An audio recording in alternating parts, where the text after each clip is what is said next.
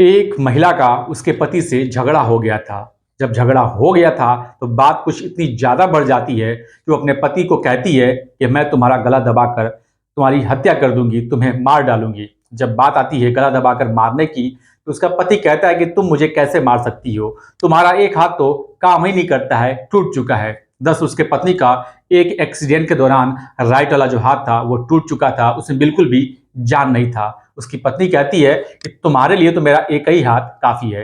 अब वो महिला अपने हाथों से अपने पति का गला दबाकर उसे मार देती है, उसकी हत्या कर देती है। और जब इस घटनाक्रम का खुलासा होता है तो लोगों को यकीन नहीं होता है कि इस वजह से भी यह हत्या हो सकती है।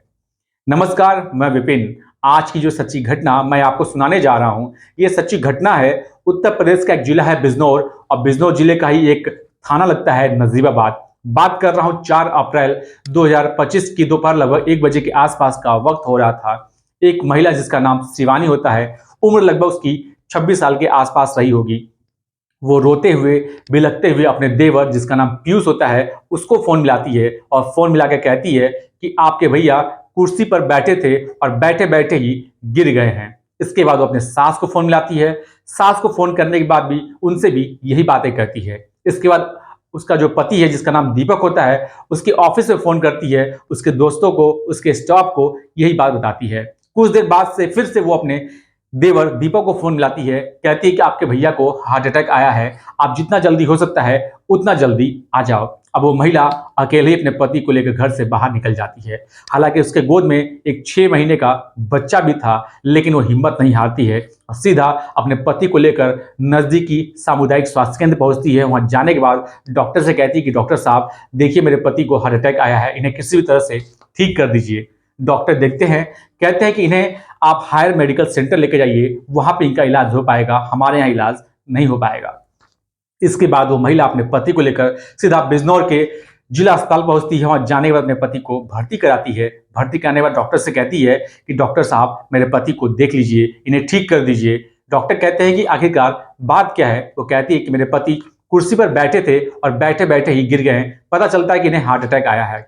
अब जो डॉक्टर की टीम होती है उसके पति को देखते हैं, इलाज करते हैं, तो पता चलता है कि इसके अंदर तो जान ही नहीं बची है, ये बिल्कुल बेजान हो चुका है। इसके जो सांसें थी इसकी वो थम चुकी है, यानी कि ये मर चुका है। जब बात आती है मरने की तो उसके पत्नी का रो रो कर बुरा हाल हो जाता है। अब उसकी पत्नी शिवानी ने जिन जिन लोगों को इस बात की सूचना दी थी वो सभी के सभी लोग मौके पर पहुंच जाते हैं। चाहे सास हो, चाहे देवर हो, चाहे चाचा ससुर हो, चाहे ऑफिस के लोग हों, सब के सब वहां पे पहुंच जाते हैं। अब पूरा का पूरा परिवार रोता है, बिलखता है, चिल्ला रहा था। इसके बाद जो चाचा ससुर थे वो कहते हैं कि ठीक है, अब इसके शव को हम लेकर घर चलते हैं। इसके बाद न जाने क्या होता है कि चाचा ससुर और देवर के दिमाग में मेरठ की जो मुस्कान रस्तोगी और साथ ही उसका जो प्रेमी साहिल था, जिस दर से मिलके उसने मुस्कान रस्तोगी ने अपने पति सौरभ राजपूत की हत्या की थी, वो कहानी, वो स्टोरी इनके सामने चलने लगती है और इन्हें शक होने लगता है। इसके बाद ये कहते हैं कि नहीं, हम इसे घर लेकर नहीं जाएंगे, हम पुलिस को बुलाएंगे, इसका पोस्टमार्टम होगा, इसके बाद हम लेकर घर चलेंगे। अब जब बात आती है पोस्टमार्टम की तो शिवानी थी उसकी पत्नी, वो रो रही थी, लेकिन एकदम से वो गुस्से में आ जाती है। कहती है कि नहीं, मैं पोस्टमार्टम होने नहीं दूंगी, मैं अपने पति को चीरने फाड़ने नहीं दूंगी। मुझे पता है कि पोस्टमार्टम में पूरे के पूरे शरीर को चीर दिया जाता है, फाड़ दिया जाता है। लेकिन जो परिवार के लोग थे, जो रिश्तेदार थे, जो उसका देवर था, सभी के सभी लोग जिद पे आ जाते हैं। कहते हैं कि नहीं, पोस्टमार्टम करा के ही हम लोग मानेंगे, पोस्टमार्टम के बाद ही हम यहाँ से बॉडी लेकर घर जाएंगे। इसके बाद इसकी सूचना पुलिस को दी जाती है। मौके पर पुलिस आती है। अब पुलिस को जैसी सारी बातें बताई जाती है, पुलिस वाले कहते हैं कि अब तो पोस्टमार्टम हो के ही रहेगा, आप चाहोगे तब भी, नहीं चाहोगे तब भी। अब पुलिस वाले उसके शव को अपने कब्जे में लेते हैं। कब्जे में लेने के बाद उसके शव को पोस्टमार्टम के लिए भेज दिया जाता है। इधर एफआईआर दर्ज होती है, उधर पोस्टमार्टम रिपोर्ट जब सामने आती है तो लोग एकदम से चौंक जाते हैं, हैरान हो जाते हैं। दरअसल ना तो उसको कोई हार्ट अटैक आया था, ना ही वो किसी कुर्सी पर से गिरा था, बल्कि गला दबाकर उसकी हत्या की गई थी। अब जब बात आती है गला दबाकर हत्या करने की तो सभी के सभी लोग दंग रह जाते हैं, सोचने लगते हैं कि आखिरकार कौन गला दबा सकता है, कौन इसकी हत्या कर सकता है। अब यही एक था जो सस्पेंस बना हुआ था।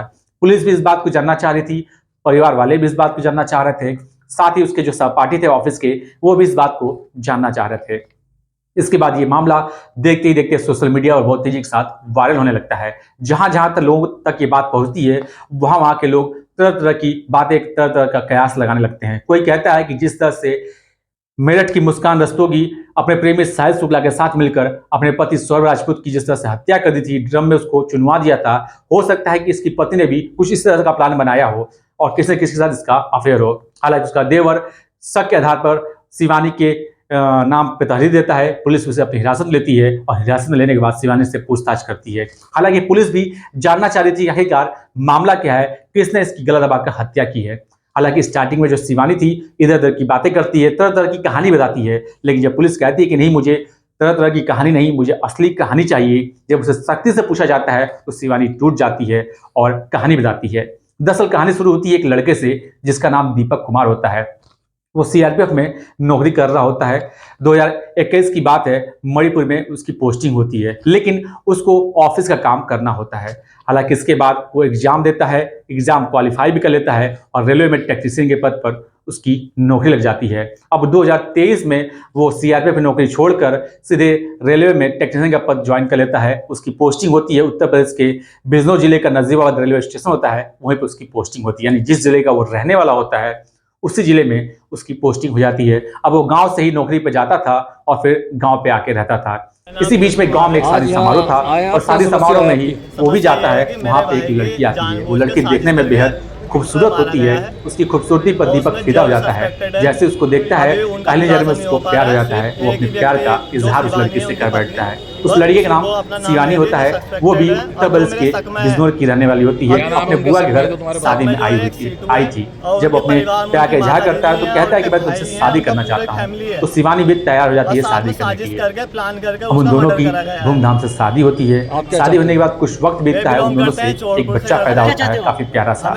इसके बाद कुछ और वक्त बीतता है। शिवानी कहती है कि मैं यहाँ गाँव में नहीं रहूंगी, मुझे तुम्हारे साथ नजीबाबाद रहना है। अब दीपक अपने पत्नी और बच्चे को लेकर नजीबाबाद चला जाता है। जैसे नजीबाबाद जाता है तो शिवानी कहती है कि मुझे सरकारी क्वार्टर में नहीं रहना है, मुझे तो अपने पर्सनल क्वार्टर में रहना है, प्राइवेट कॉलोनी में रहनी है, प्राइवेट घर में रहना है, ताकि मैं आजादी से रह सकूं, कोई दिक्कत कोई परेशानी न हो सके। इसके बाद दीपक एक कॉलोनी चूज करता है, आदर्श नगर कॉलोनी।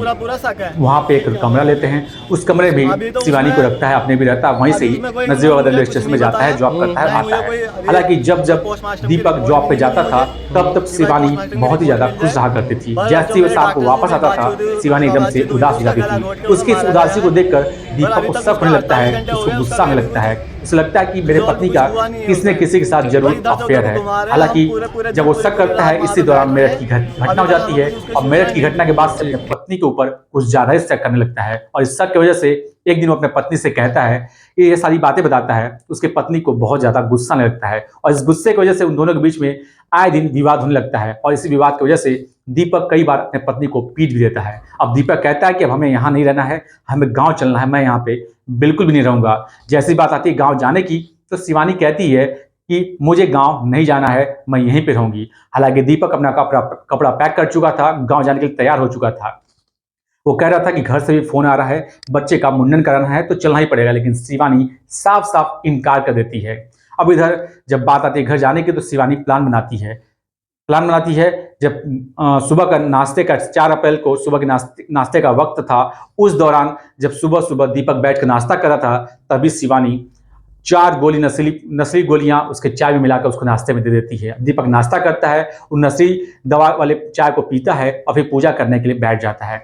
पूजा करते करते न जाने कब वो बेहोश होकर गिर जाता है। अब जैसे बेहोश होकर वो गिरता है, इसके बाद शिवानी उसका गला दबाकर उसकी हत्या कर देती है। हत्या करने के बाद वो अपने बच्चे को लेकर सीधा छत पे जाती है और धूप सेक रही होती है। सोच रही थी कि आखिर क्या करे तो क्या करे। इसके बाद वो प्लान बनाती है, कहानी रचती है कि क्यों ना कहानी बनाया जाए, तो हार्ट अटैक की कहानी बनाती है। और सीधा जब नीचे आती है छत पे, नीचे आने के बाद अपने देवर पीयूष को फोन करती है, अपने सास को फोन करती है और साथ ही उसके ऑफिस में जो उसके सहपाठी होते हैं, जो उसके स्टाफ होते हैं, उनको भी फोन करके यही बात बताती है। हालांकि उसके ये जो हार्ट अटैक की कहानी होती है ज़्यादा दिन तक टिक नहीं पाती है। इस कहानी के बाद से 48 घंटे ही हुए थे कि इस कहानी का खुलासा हो जाता है और पुलिस शिवानी को हिरासत में ले लेती है। हालांकि जो उसके दीपक के परिवार वाले हैं, जो उसके चाचा थे, जो उसका भाई था, उसके परिवार के लोग थे, वो सभी के सभी लोग बिजनौर के पुलिस अधीक्षक कार्यालय जाकर धरना पे बैठ जाते हैं गांव के तमाम लोगों को लेकर के। वो कहते हैं कि जो मेरी भाभी है उसके ऊपर हमें शक है, और सिर्फ ये अकेले नहीं है, मेरे भाभी किसी न किसी के साथ जरूर अफेयर था उसको भी हिरासत में लेना चाहिए, उससे पूछताछ करना चाहिए, क्योंकि वो इस घटना को मेरठ की घटना से जोड़कर देख रहे थे। और हालांकि ये तो जांच का विषय है कि अब उसके पत्नी का किसी से अफेयर था कि नहीं था, क्या शिवानी ने अकेले ही अपने पति का गला दबाकर हत्या की थी या किसी और के साथ उसने हत्या की है, ये तो जांच का विषय है। जांच के बाद ही इस बात का खुलासा हो पाएगा। पुलिस फिलहाल शिवानी को हिरासत में ले ली है, पूछताछ कर रही है और भी सबूत इकट्ठा करने की कोशिश कर रही है। आज के लिए बस इतना ही, मिलते हैं आपसे एक अगले एपिसोड में। जय हिंद, जय भारत, नमस्कार। मेरा नाम पीयूष कुमार है। ये गांव कौन सा है? ग्राम मुकरनपुर, नवादा तुल्लगा। क्या मामला हुआ? क्या मामला हुआ? इसमें मेरे भाई की हत्या करी गई है। उसमें आरोपी जो है मेरी भाभी है। आपके भाई का नाम क्या है? मेरे भाई का नाम दीपक कुमार है। कहाँ रहता था? वो यहीं पर नजीबाबाद रह रहा था। 1 महीने से सरकारी जॉब करता है रेलवे में। रेलवे का? जी। फिर आपको जानकारी कैसे हुई? मेरे पास में मेरी भाभी की कॉल आई 1:01 पे 4 तारीख को कि आपके भाई का दौरा होने के कारण उनके बीमार है, आप जल्दी आ जाओ। फिर आगे?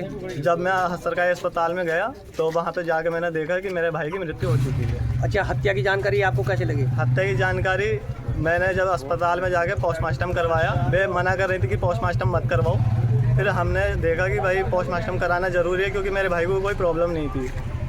सरकारी जॉब था, 2 जॉब करी उसने, और क्या कहते हैं फोर्स में भी नौकरी करी है। आपकी भाभी का नाम क्या है? मेरी भाभी का नाम शिवानी नाम है। इस समय कहाँ पर है? वे इस समय जो है थाने में है। अच्छा, आप क्या चाहते हो? मैं चाहता हूँ कि मेरा निष्पक्ष सारी चीज़ें हों, सारी जांच हो सही तरीके से, और जो भी दोषी है उसे हमें बस फांसी की सजा हो। नाम बताओ। विशाल कुमार। क्या मामला है ये? मामला यह है जी, हमारा भतीजा था, रेलवे में कार्यरत था। क्या नाम था? दीपक कुमार। क्या हुआ उनके साथ? उनके साथ उनकी निर्मम हत्या करी गई है। ये उसकी जो घरवाली थी, पिछले वर्ष उसकी शादी हुई थी, वो इल्जाम अपने ऊपर ले रही है, जबकि वो उसे मार नहीं सकती। अब उसने पता नहीं पैसों की मनसा से, नौकरी की मनसा से, पता नहीं किस चीज की मनसा से उसने उसकी निर्मम हत्या करी। अब आप क्या चाहते हो? हम चाह रहे हैं कि आगे तक के लिए सुधार हो और इसका जिस तरह से हमारा भतीजा गया, इसके गले में फांसी का फंदा हो। हम ये थाना नजीबाबाद क्षेत्र के आदर्श नगर मोहल्ले की घटना है। यहाँ एक पति पत्नी किराए पर रहते थे। इसमें पति की मृत्यु हुई, उसका पोस्टमार्टम कराया गया तो मृत्यु का कारण थ्रॉटलिंग आया है। घटना के संबंध में मृतक की पत्नी के विरुद्ध व एक अन्य के विरुद्ध अभियोग पंजीकृत किया गया है और इसमें साक्ष्य के आधार पर वैधानिक कार्रवाई की जाएगी।